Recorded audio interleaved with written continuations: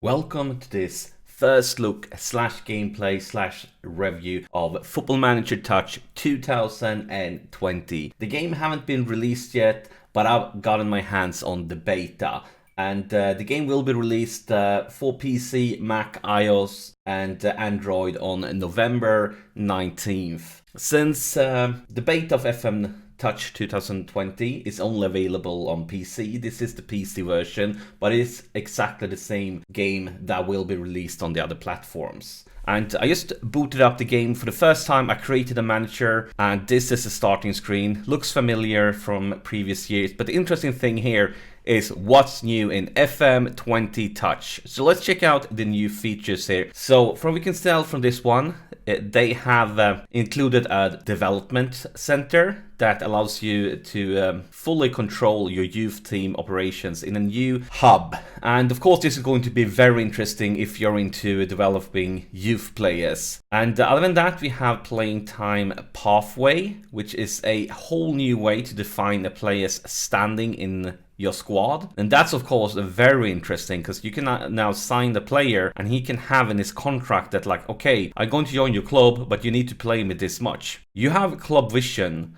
Develop a culture, work with the board to achieve ongoing objects, and plot a course for your club to progress in seasons to come. We have improved graphics, and that's clearly something that happens in every version of the game, where they try to redesign some stuff, try to improve on the graphics, and you can tell that they focused on the player and the manager models, and also lightning. And finally, we have a backroom team. New roles, advices, and interaction make your staff more involved and important as ever. To me, I feel like the development center is going to be the big new thing. At least if you're like me, enjoy developing youngsters to become future world stars. But enough talking, let's start playing, and we're going to start a new career. And for this first look, we're going to go with the reigning Champions League champions, Liverpool. I'm just going to take a quick start. Clearly, you can go for an advanced setup, configure stuff like what leagues you want to load and the database size and so on. But for now, we're just going to go with a quick start because we just want to get a feel of FM20 Touch. So this screen is clearly completely new for FM20 Touch. We can see some sort of a boardroom or meeting room where we get the breaking news that Liverpool has hired me as the new manager. Interesting, but let's move on. Now we get some sort of info window about the club, but clearly we already know much about Liverpool. We don't need to get into depth with the club's history. And we can also see what they consider our strongest 11. And clearly this is a lot of famous names here with the big three on top with Bobby Firmino. We have Salah, we have Mane. You can see the captain, you can see key players. You can see some loan obligations, mostly youngsters that we loaned out. I like this new info screen. I really do. It looks much more professional compared to previous versions. And then we have a board meeting with our chairman where we can talk about things like wage budget and goals for different competitions. Interesting. We're not going to dive into this in detail, but I guess we could. We wanted to talk about the vision some way, maybe we get a chance to do it later on. We're just going to click confirm for now. And here we have it. I have taken the Liverpool hot seat. So let's take a look. We have the tactics screen. I think this is nothing new. This is the same as it was in the previous version. We could pick a tactic. Yeah, this looks very much familiar to the previous version of FM. And since we are Liverpool, we could just go with a basic gegenpress. I think that is a good pick. And of course, we're going to stay with this formation, which is kind of very much similar to the way Liverpool plays in real life. I think for this just first look, I think this default one will do us perfectly fine. But we're going to wait with the picking our starting a level until we actually going to play our first game. So let's get back here into the news. We can pick a meeting about the club's vision, and this was the information we saw before. So we could negotiate, we could try to change things. We have a lot of things. It's an ongoing 5-year plan with different goals for different competitions. I like this one compared to like you're going to set goals every season, what you want to do. You have a long time plan now. And of course you have the plans also for like when we're going to win the league. And it's the end of next season. So we have 2 seasons to win the league. If that doesn't happen, I'm probably gonna get sacked in the morning. And we could try to change things here, we could try to negotiate, but I mean, I like this one. We want to play attacking football, we want to play entertaining football. I think that's great, the club's culture, and the 5-year plan, I'm okay with everything here, so we're just going to accept the current vision. And then of course we get some information about the ongoing transfer window and the big signing that have happened so far, and clearly this is that transfer window that took place already this summer. So you can see that Hazard has left to Real Madrid, Maguire to United, Pepe to Arsenal. Talking about that, do we have any transfer? Actually, we have a huge transfer budget. We have a really big transfer budget. But while we're here, let's also check out the club's vision. Yeah, this is a completely new screen for FM Touch 20. This is one of the new features. So it's basically the information we saw before.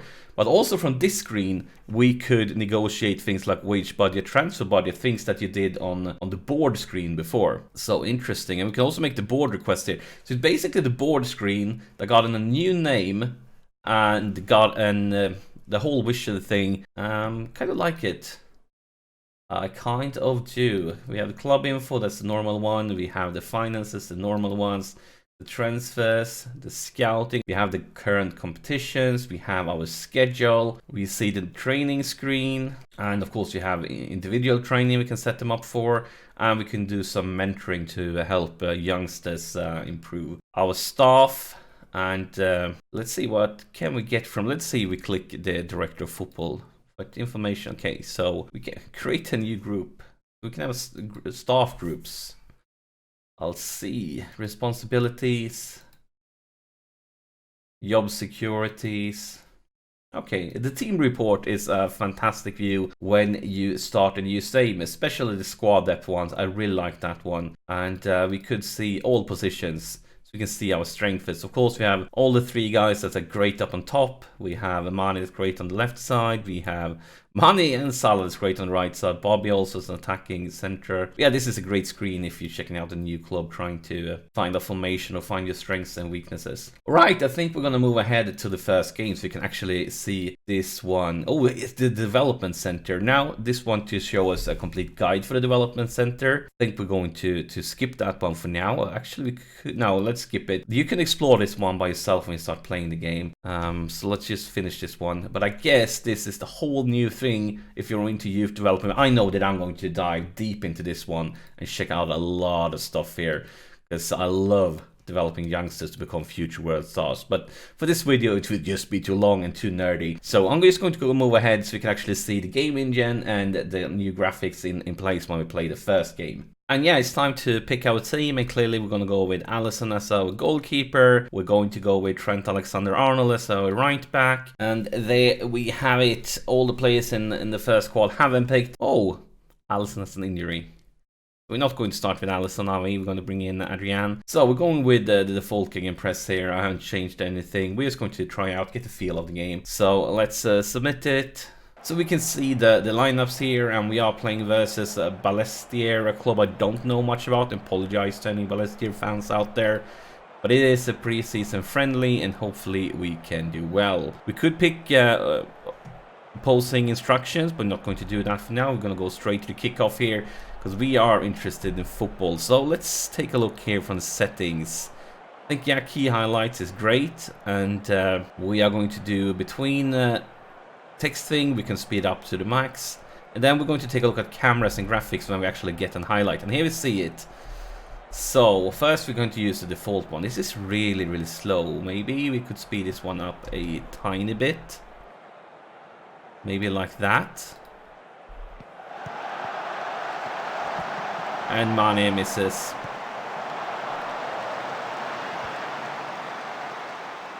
And we have a free kick here. And it's Trent Alexander-Arnold with a free kick, and you beauty! We have taken the lead of the 6th minute. The Scouser youngster, and nobody celebrates with him. Come on, guys! I know it's a friendly, but god damn it, look at this! Everybody just runs away. That wasn't nice of you at all. I think I'm going to reduce the volume of the game even more. I think for now we can almost mute it. But here's Firmino for Alexander-Arnold, and he goes for the second one. Will our right back go for the hat-trick here today? He scored twice and we haven't even played for 10 minutes. Firmino with a pass. Alexander-Arnold with a nice clean finisher. Didn't look impossible for their goalkeeper, but who am I to complain? If something happens here ASAP from the kickoff, it's going to be good news or bad news for us. Only time will tell. It's still in their position. We are under, kind of not under pressure. We are actually pressuring them, but then it's a long ball to Adrian. No mistakes. Let's see where this one. We still don't know where this one is heading. Here's Alexander-Arnold. Is he going for the hat trick? Goes for Hendo. Back to Alexander-Arnold. Hendo. We have Fabinho going for the left side for Robertson. Robertson with a cross to the middle. Here's Henderson and a decent try, I guess. So let's pause it here and take a look at what camera settings we have. So we can pick one camera for the replays. No, for that we are watching. Like different cameras. Like this. And of course we have the classic 2D from, if you like it, from back in the days. Let's go with TV. I feel like that's sounds fancy. And of course, if we score a goal, we're going to see a replay. Then we can pick another camera for the replay. And we can also go for height of the camera. And camera zoom. So yeah, this is clearly something you can experiment a lot to try to find settings that you really enjoy. Now I feel like we are a bit too much zoomed out. Maybe we could go a little bit closer, are we? We're gonna even want to watch in game. Yeah, as you can tell, this is some nerdy stuff. You can really experiment a lot with this one. A lot. I feel like this feels very similar to last year's version. But I think you need to play this game a bit more if you're starting to see like some stuff that repeat themselves, or some like if you get in this position that always happen and stuff like that. But just looking at the players passing it around, it feels very much like last year's version.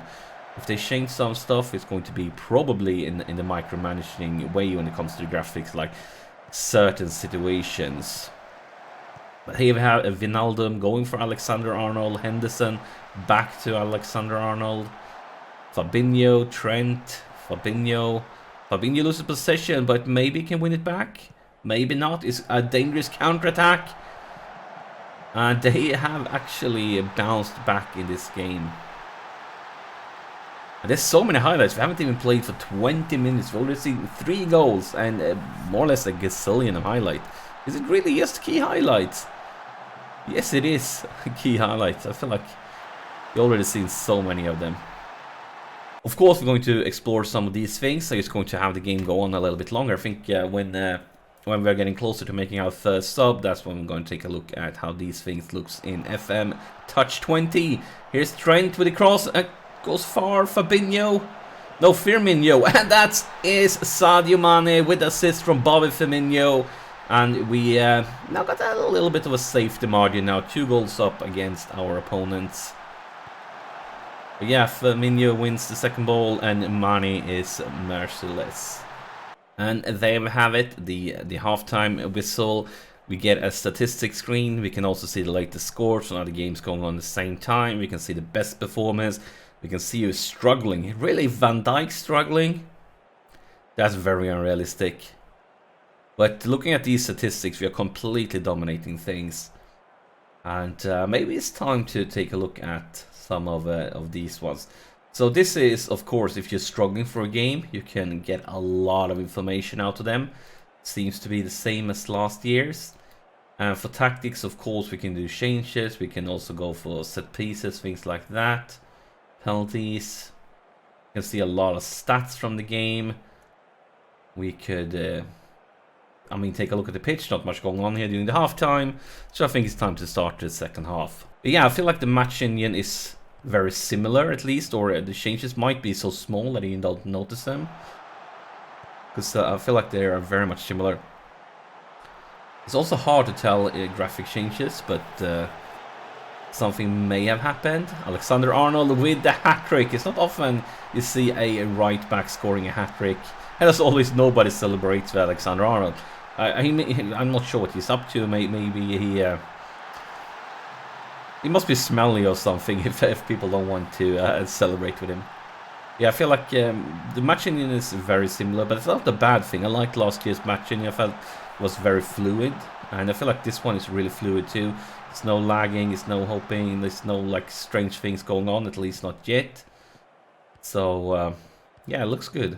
Trent, Fabinho, back to Trent, into the box, cleared Wijnaldum, Trent, Endo, Robertson, Mane, and that's another goal for Sadio Mane.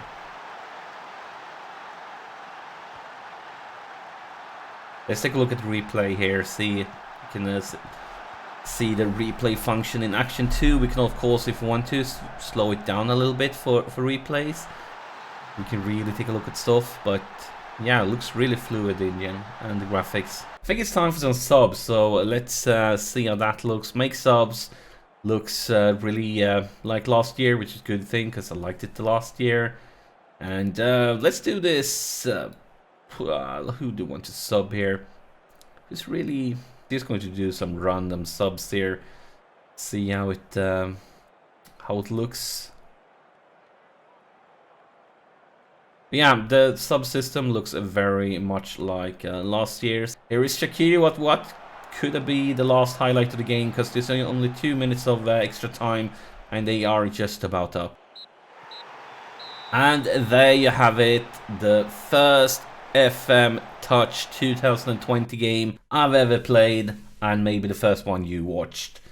And I think that's a great way to end this video, which was just the first looks on gameplay, the first feels of the game. But let me know in the comment below if there's some certain FM Touch 20 content you would like me to create. Because if there's a big interesting for this one, I might do some more videos, so just let me know. And of course, if you found this video helpful, press that like button, it helps me out. Subscribe to the channel, and I hope I see you guys in future videos.